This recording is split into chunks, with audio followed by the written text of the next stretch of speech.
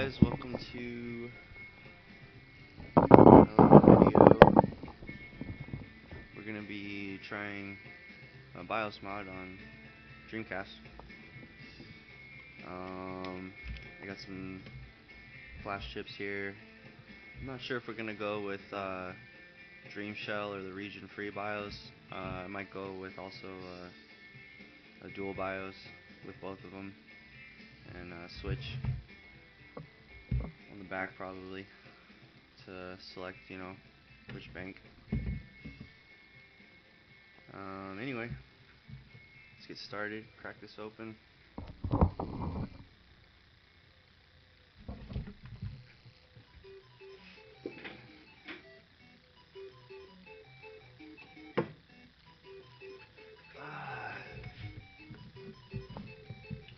Yeah, you'll have to excuse my camera setup that I have for now. It's gonna have some shake to it, unfortunately, but I'm kind of anxious to get started on like videoing stuff.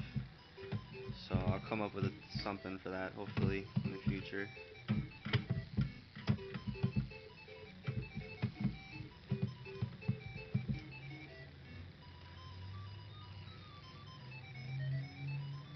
Yeah, you'd think my tip would be a little more magnetized.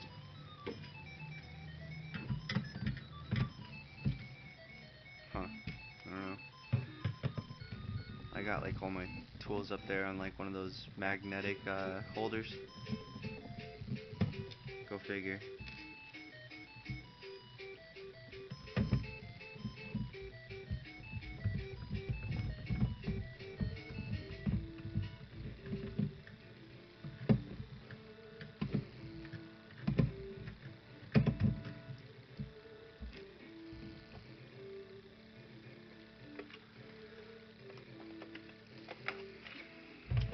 And I have never been inside one of these. But we're just gonna try to wing it as much as we can. We'll see what happens.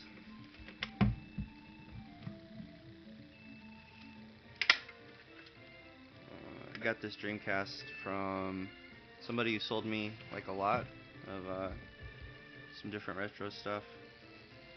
This was one of the things in it. There's a couple 32X's, a Sega CD. That's what I really wanted. So I finally got a Sega CD, which is pretty sweet.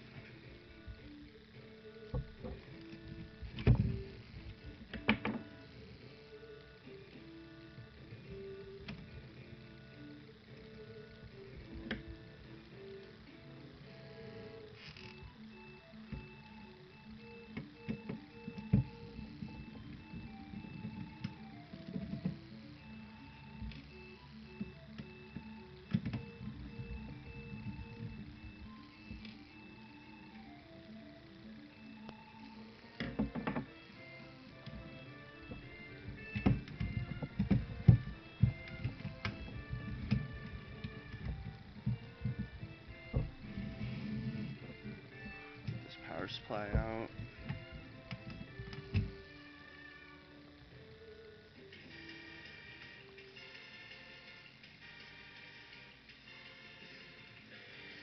I'll be right back. I'm gonna see if I can find a flathead.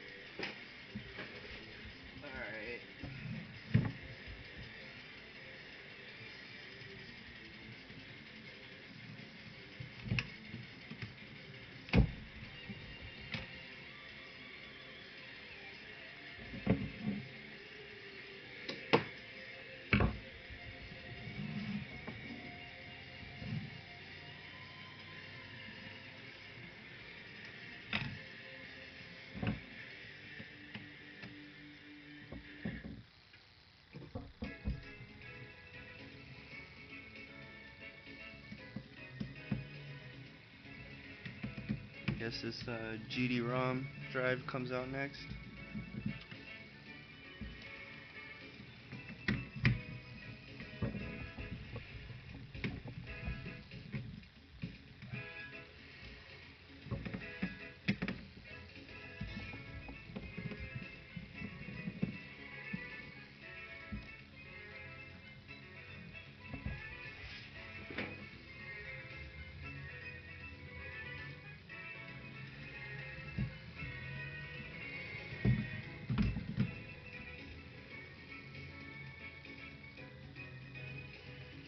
Oh, okay. There's how it interfaces. That's pretty cool.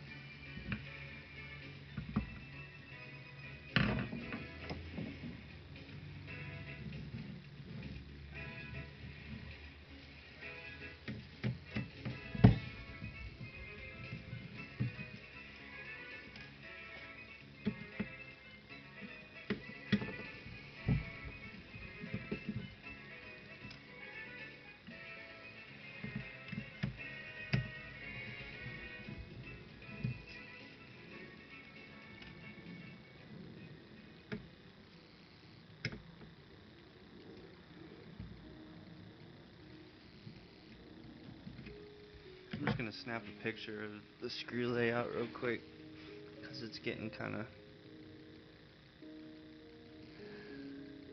different.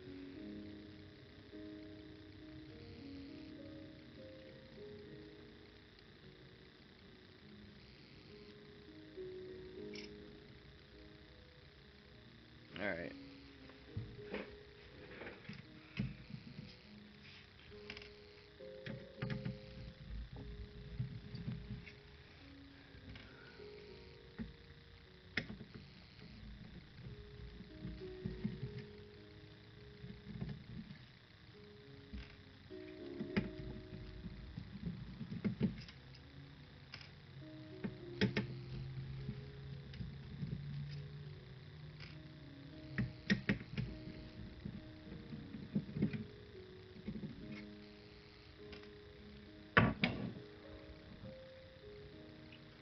Alright, looks like we gotta take the controller port module thing out.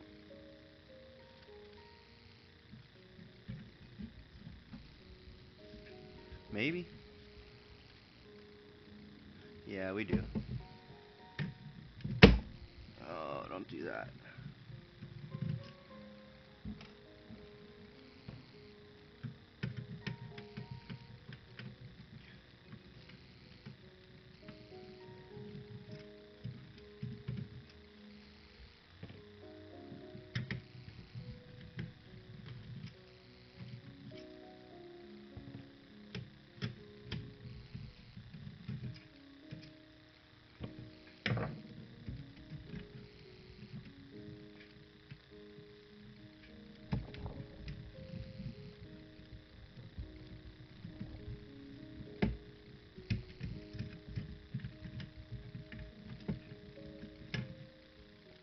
Okay.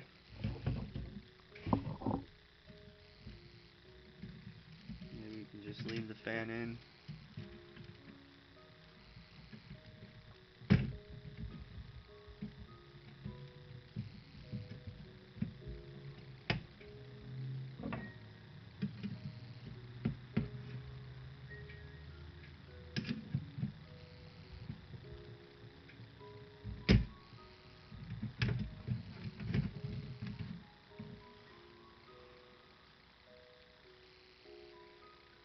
Little heat spreader here on the top.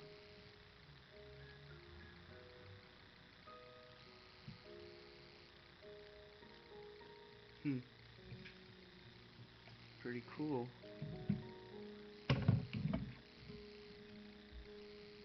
So this is probably the BIOS chip, CPU, the RAM chips. Yeah, acting like I know what everything is here. Anyway, let's get her out.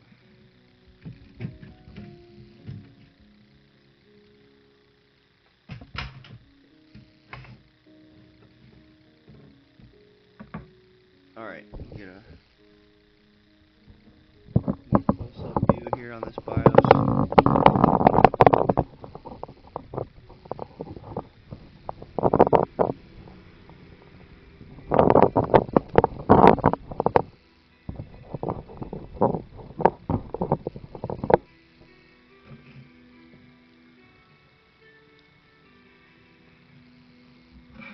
I'm actually recording this on a Raspberry, and I know I'm out of focus right now a little bit. I could bring it in. I might as well right now. It's just like a Raspberry camera, and they don't have automatic focus, so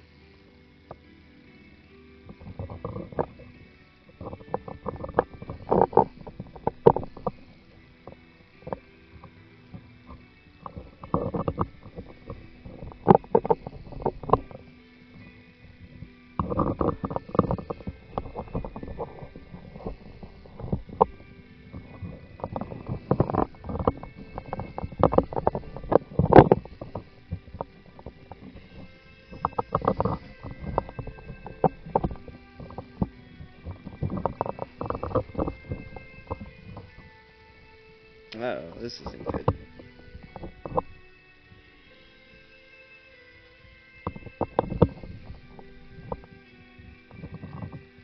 Alright, that looks pretty good, I guess.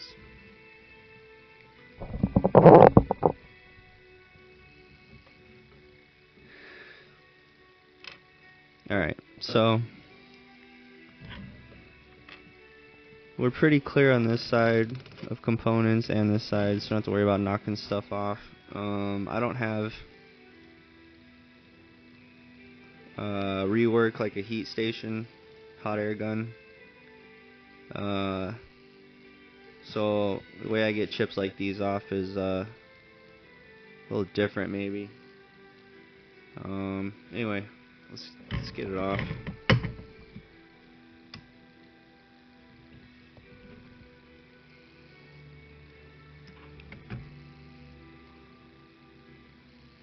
So just letting our iron warm up here. Some water on our sponge.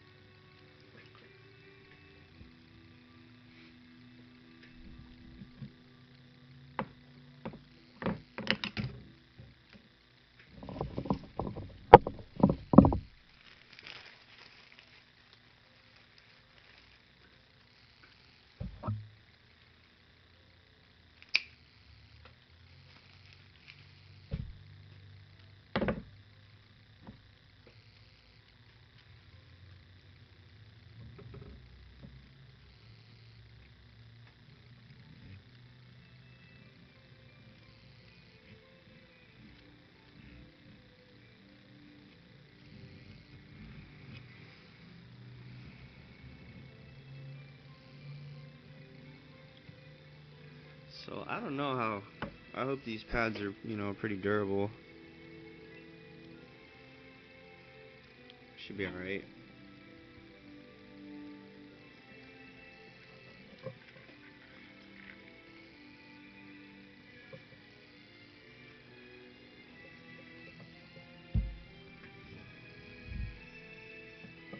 So here's what I do: is just pick a side and get some solder on there. Let me get the fan on. Well, fan's not plugged in. Let me get the swamp cooler going, I guess.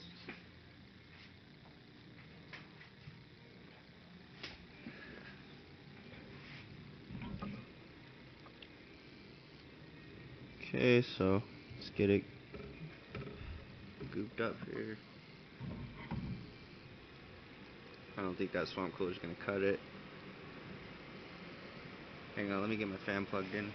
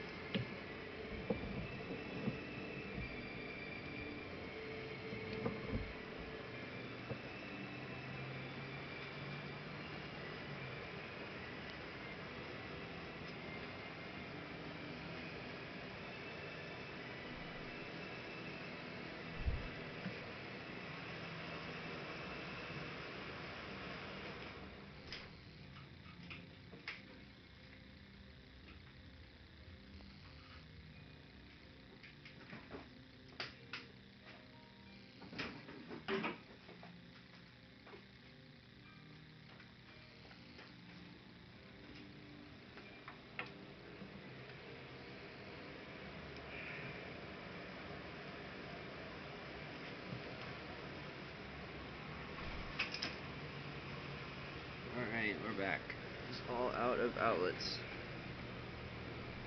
Anyway.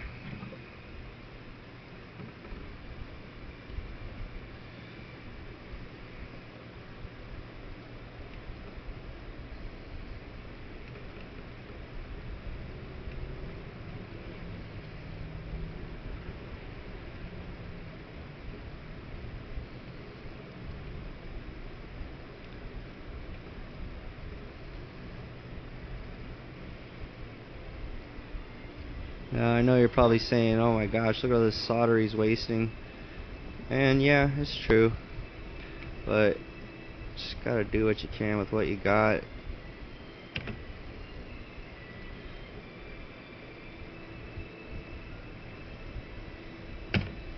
Okay.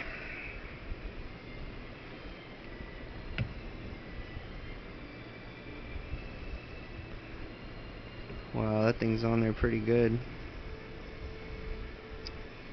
I hate to use a flathead to try to get under there because I'm gonna rip pads, so I'm just gonna try to go for it here.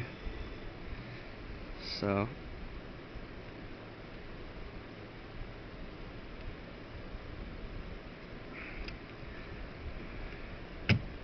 yeah, this ain't the easiest. Alright, there we go.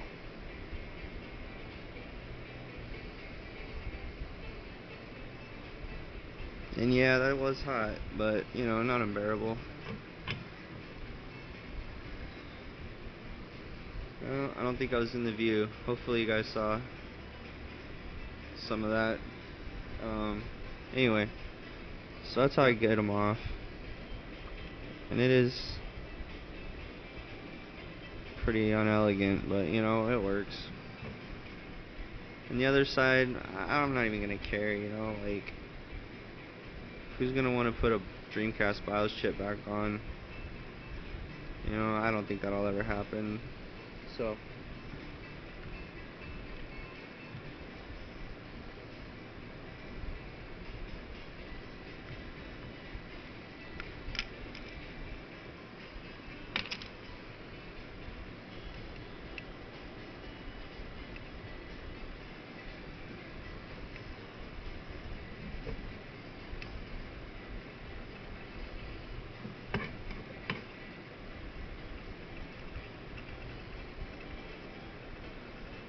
I would say if you're gonna do it that way, you're gonna want a hot air gun probably to get it off clean.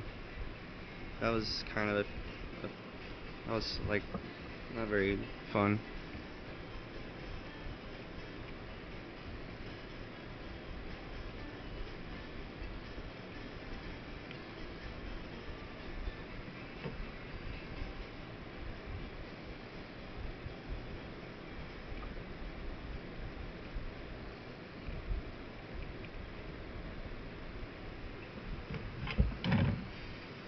Alright.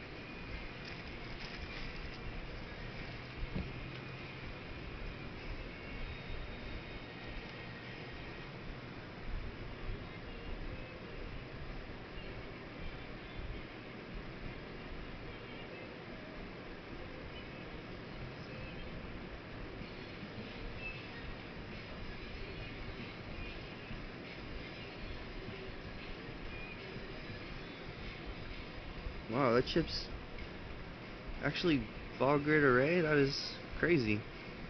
I didn't know they had that far back. Huh.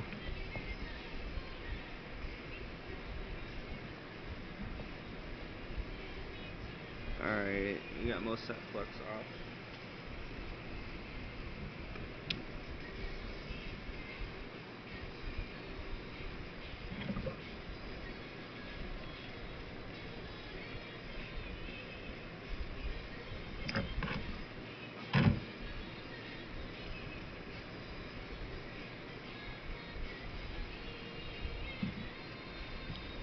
Alright, we're gonna take a little break here and I'll get my programmer set up and I guess yeah, have it hexed, and I'm gonna go with the dual BIOS, I think. So we're gonna go ahead and stack those into a bin, and get it ready to burn onto a chip. We'll be right back with that. We'll be right back with that.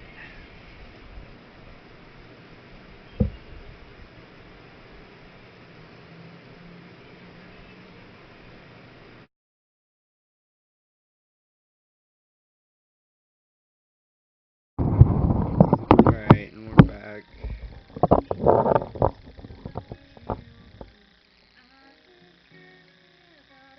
Now it's a little blurry, and I'm not going to adjust the focus because we're just going to be here for a second.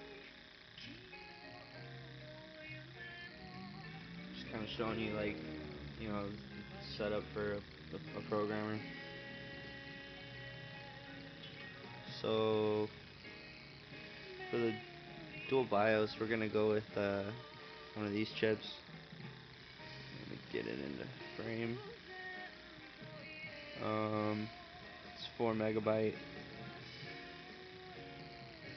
or 4 megabit. I don't know my bits and bytes. But anyway,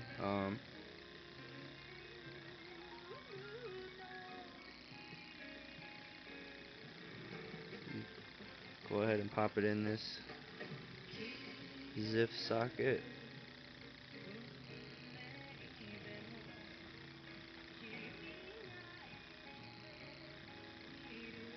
I haven't used this programmer in a while. I'm pretty sure you go on the bottom pins, from the bottom pins up.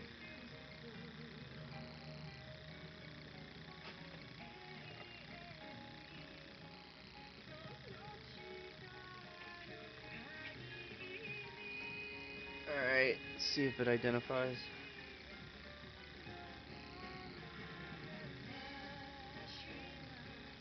And it does. Alright, so I already took the region free BIOS and the Dreamshell SD loader BIOS and combined them into one 4 meg BIOS. So we're gonna open that.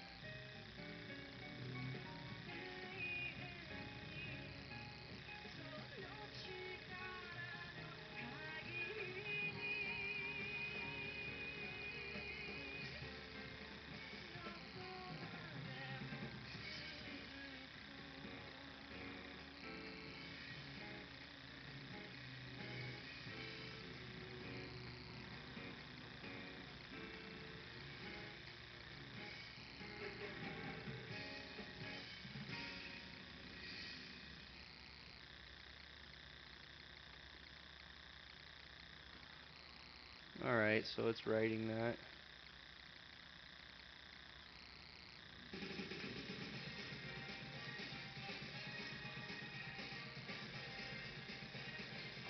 I'll be back while it does its thing here.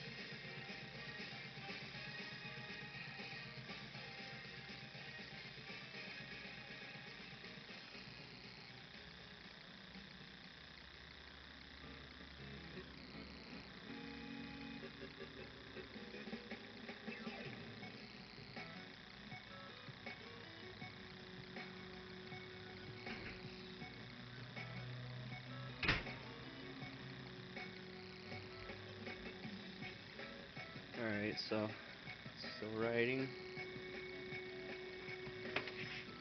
So let me show you what I was looking at.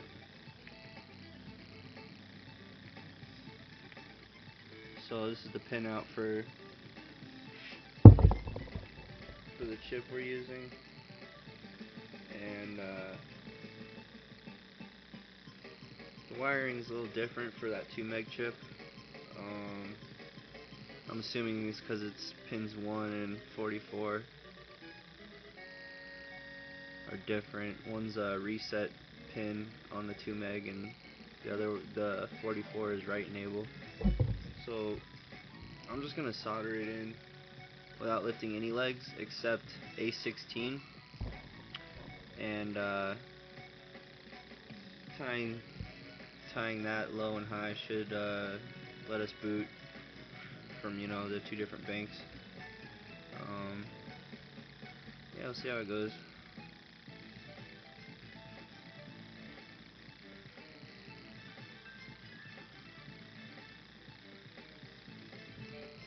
Still writing. Trusty old GQ4X. It's a pretty good programmer. If I were to do it over, I think you can get these USB ones from like AliExpress for like 20 bucks. This one is a bit more, but I didn't know about those at the time. But I think those can do 4 megabyte TSOPs, like the 29 FO 32 D and B, and whatever else different number letters they have for the different like specs of the chip or whatever. I don't know what that's all about, but I think it'll do those two with the right adapter. But anyway,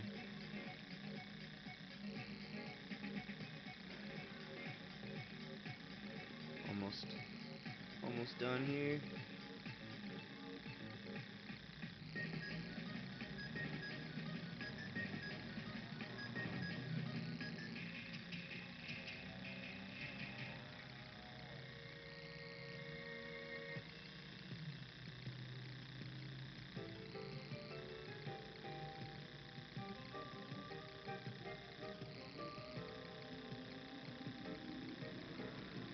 Wow, this verify is gonna take a while too. All right, we'll wait. So I'm gonna find a close by ground and 3.3 source by the chip to tie that A16 pin.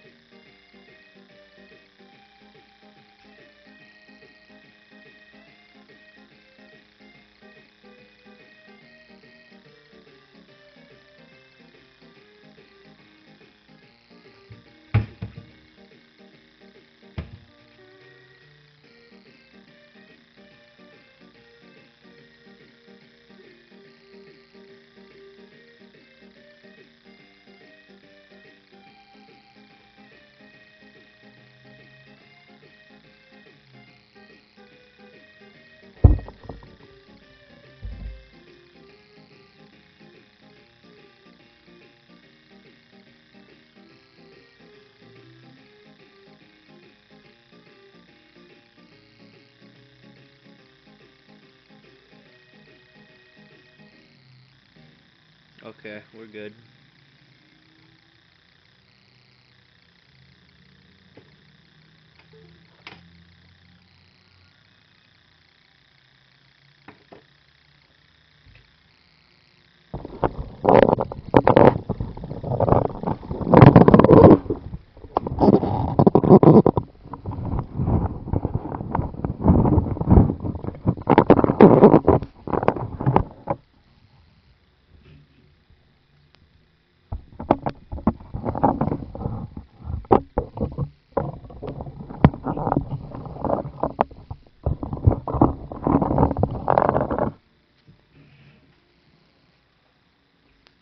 Alright. So we need to bend pin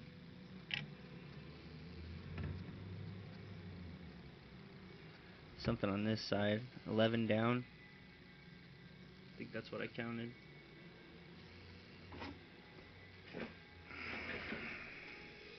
Ones.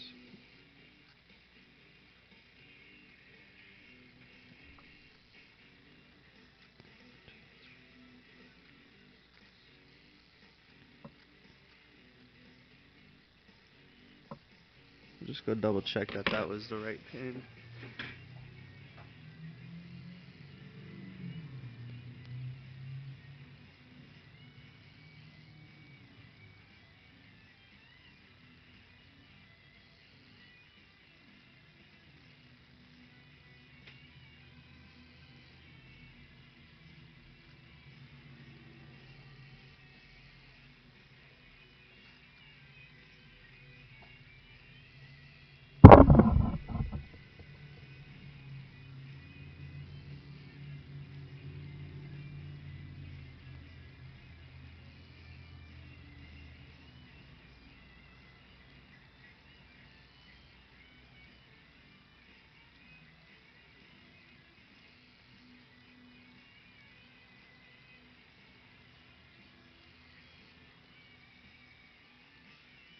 Oh, I'm an idiot.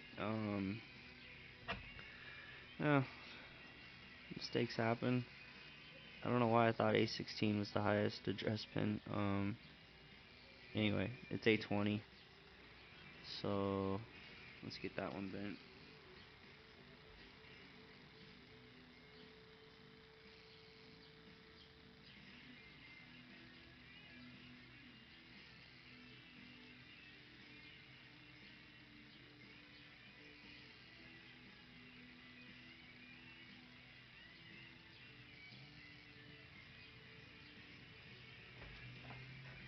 Alright. Go ahead and get this soldered in.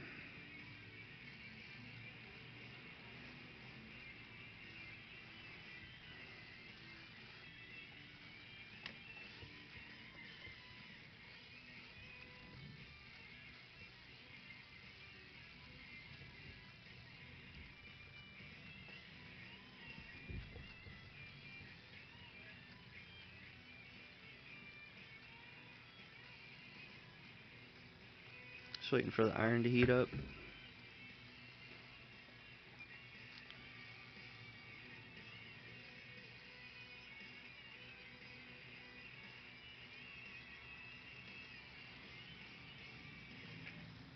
Should be good.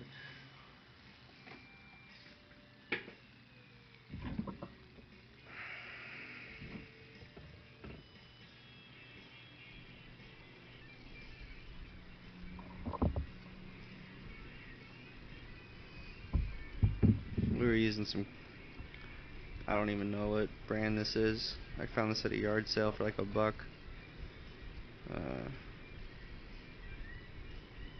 Some made in USA solder. Multi-core solders, Richardson.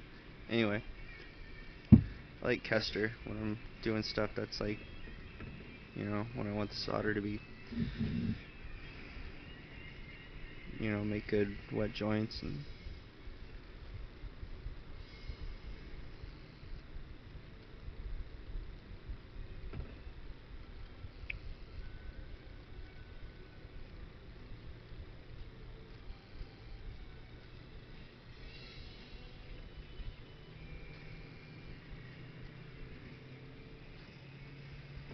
So we're just getting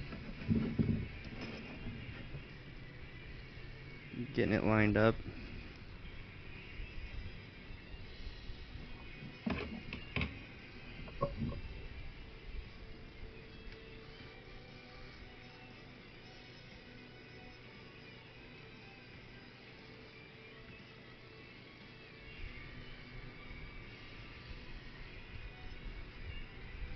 And what I do is I put some pressure on it when I'm getting each side tacked down. You don't want pins to be floating above the pad. You want to try to get them down there, touching them already.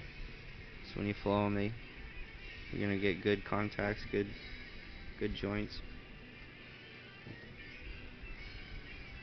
And you look at it, make sure all the legs are lining up with the pads. It looks alright. It's not perfect, whatever.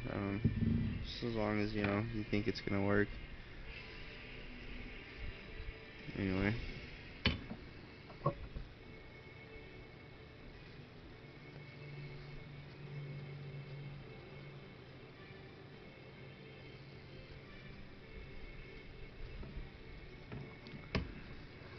Yeah, we'll just walk it down.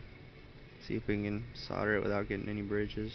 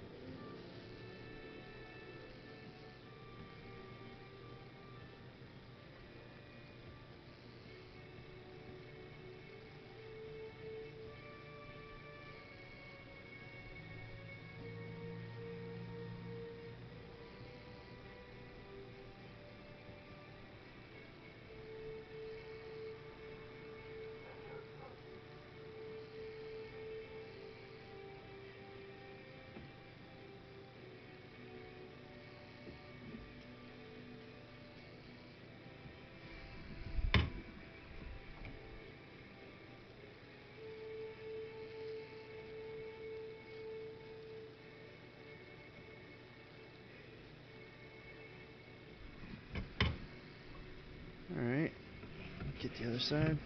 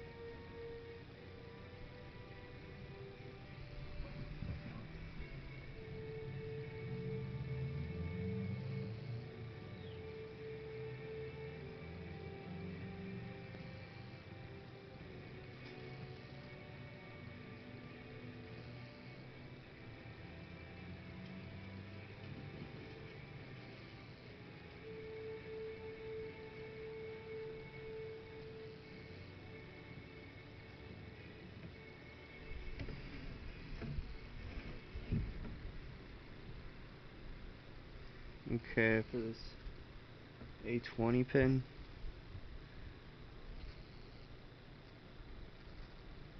could probably leave it floating and it would still work. I don't know, but we might as well just tie it ground to get. I think that'll get the second half of the chip to be addressed.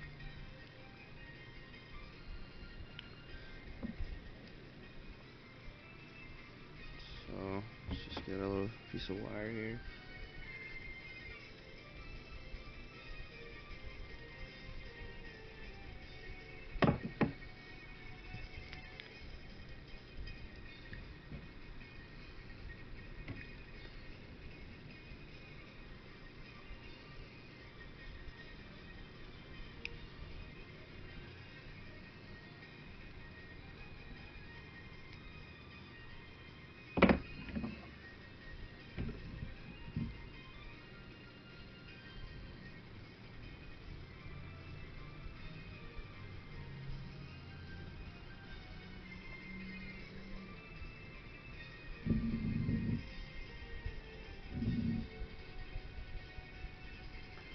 was gonna say solder to here, but you know what? Usually the RF shrouds or whatever, or I guess it's like a heatsink in this case. They usually go down on these when you have stuff like that. So I'm gonna find a point.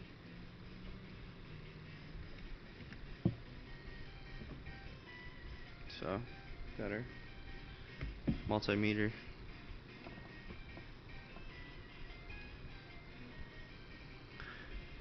Probably just go with ground on the chip.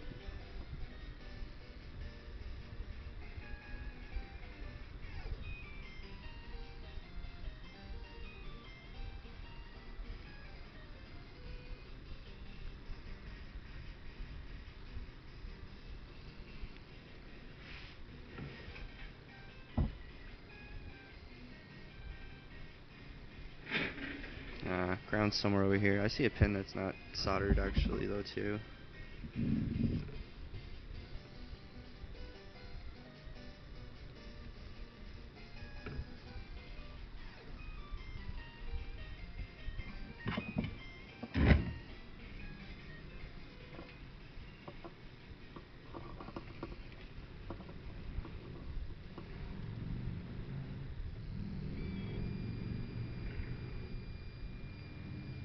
So I guess I don't know. I don't really want to put a bunch of heat on that component.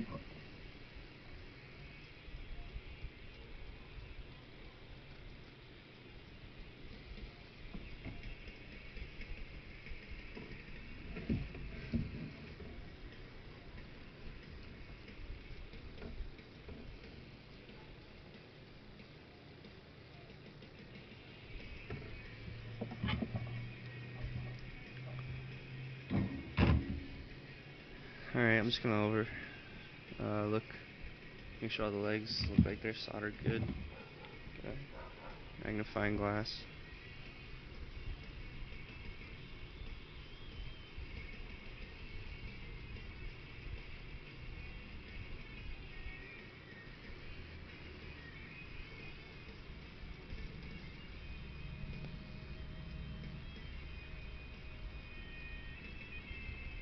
Yeah, they look good.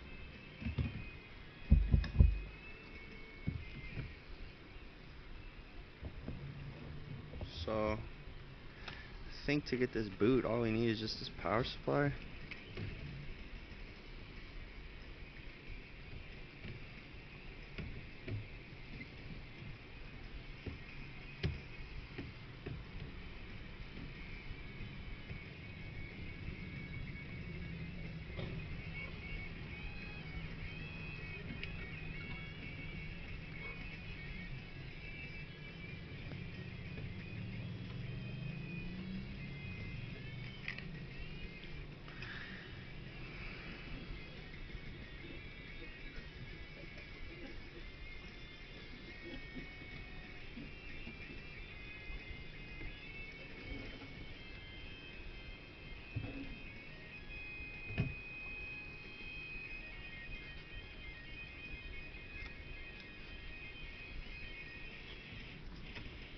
Oh crap, how'd this go on?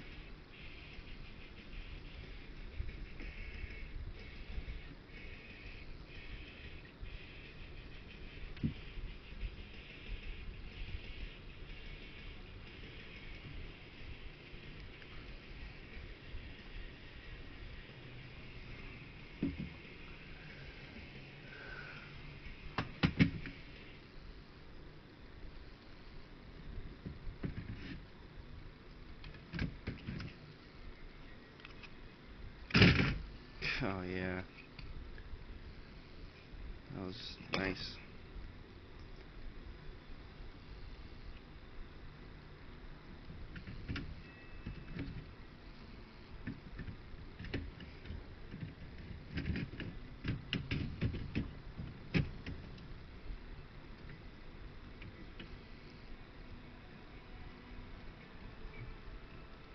Okay, so it goes like this.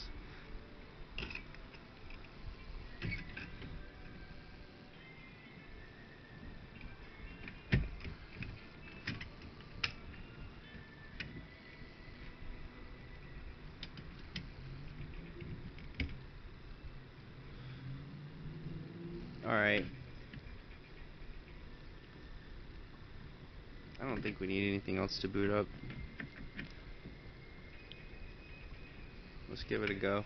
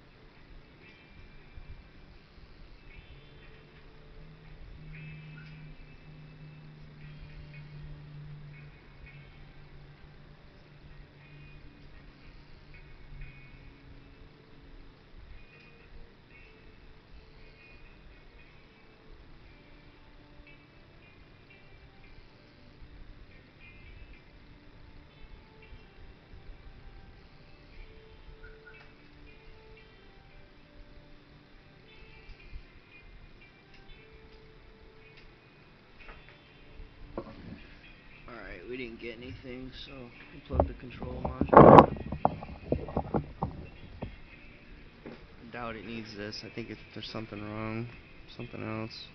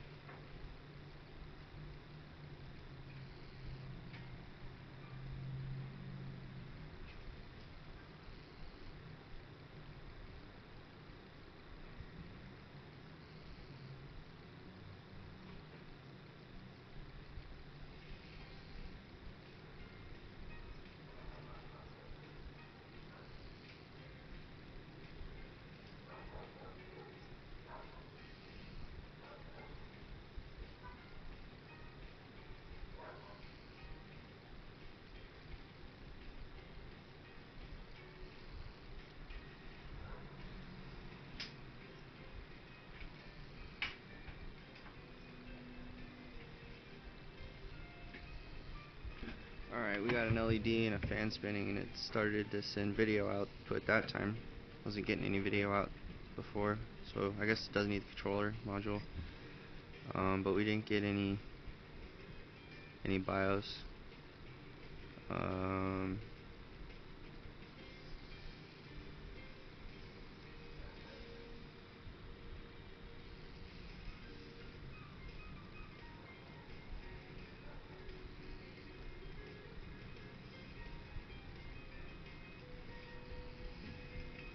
So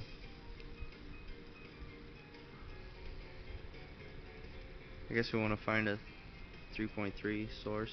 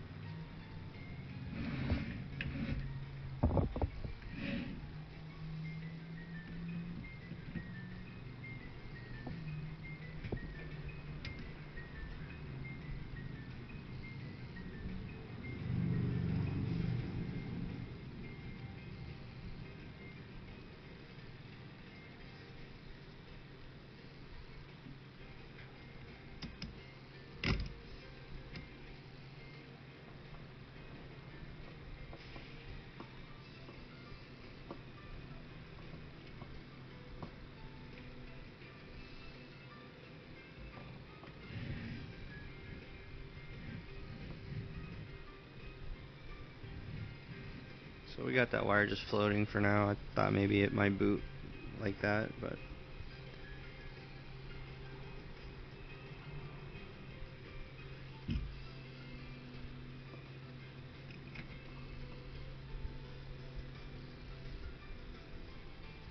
there's 5.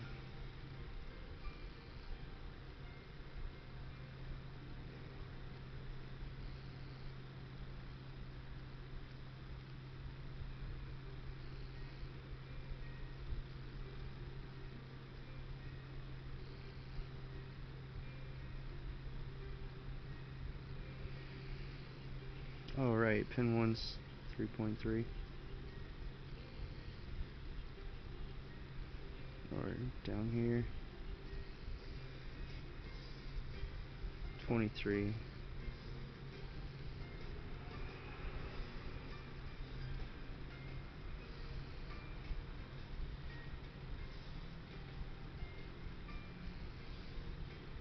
Alright, we'll tie to there.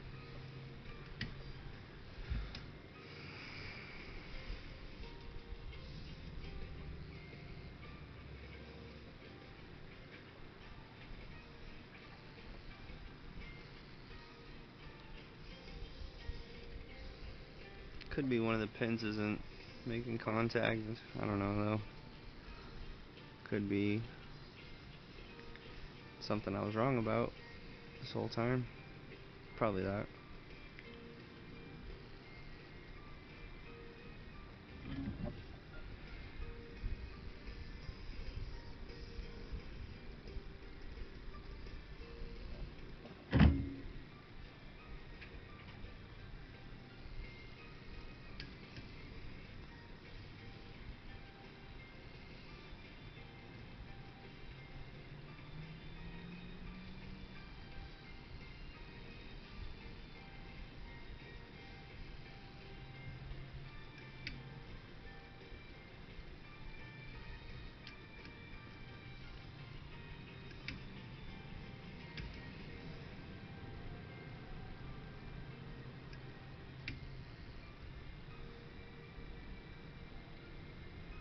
Alright, so there's probably something wrong with how I went about thinking this could be wired up.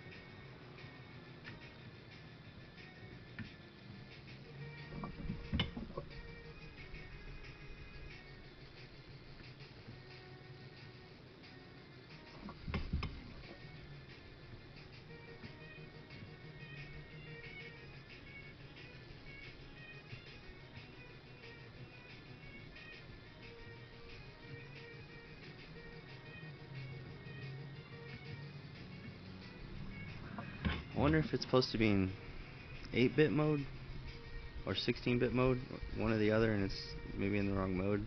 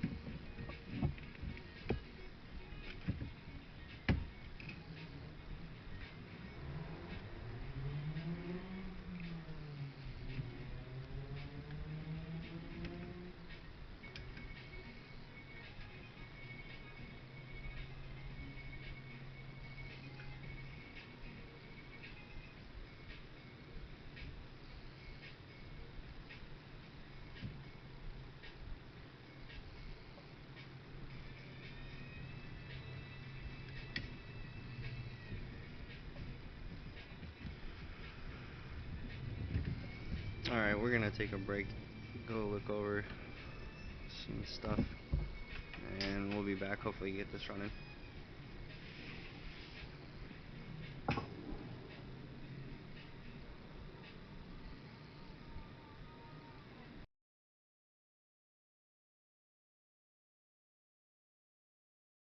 Alright, and we're back. Just get this camera a little bit situated.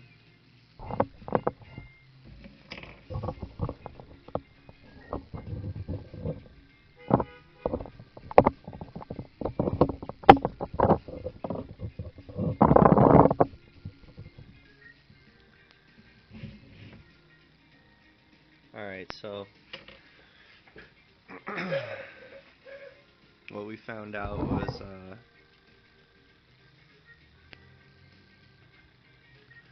that there's the right enable pin. I guess that has to talk to the right enable on the flash chip. That's like where like the date and stuff is stored, I think. And that's like, I guess just like, I don't know, like SRAM or something, because the battery is always losing its charge and you have to reset the date. Anyway, yeah, you have to have the right enable of the BIOS chip talk to the flash chip. So I put a jumper from the WE to the WE on the flash chip. It's just like in that tutorial on Monkey. It's got a lot of cool tutorials up there. But yeah, we just did ours a little different. We wanted to program our chip beforehand, not have to program it, with the disk. It's kind of nice, I guess, I think, to be able to have it both BIOS just on one chip. If you were to use those 2 meg chips, you'd have to stack 2 of them, I think, to get Dreamshell and the region-free BIOS on there. So this is a little different, but whatever works. Yeah, can boot it up here, show you it's working. I got it tied to ground right now, and that selects the first bank.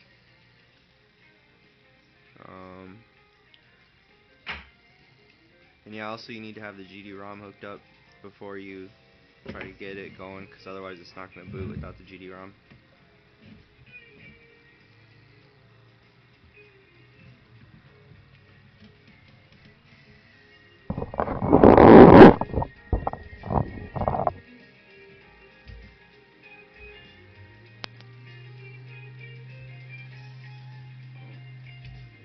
TV on.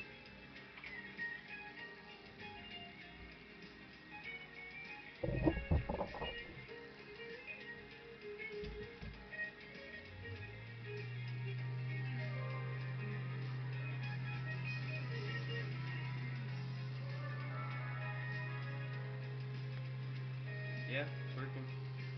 So I already tried tying it to the 3-volt source on the A20 pin, and it boots to Dreamshell. I hope I burned the right BIOS for Dreamshell. It just like looks like it's looking for the Dreamshell boot file off an SD card. I've never really used Dreamshell, but I think I picked the right one. I don't know. We'll see. Anyway, you just got to get that A20 wired up to a switch, and you should have, yeah, should have it working. After that, I'm gonna probably do the VGA mod, and maybe paint this case or try some retro bright. I've never tried that before, but the top shells look pretty yellow on this one. But anyway,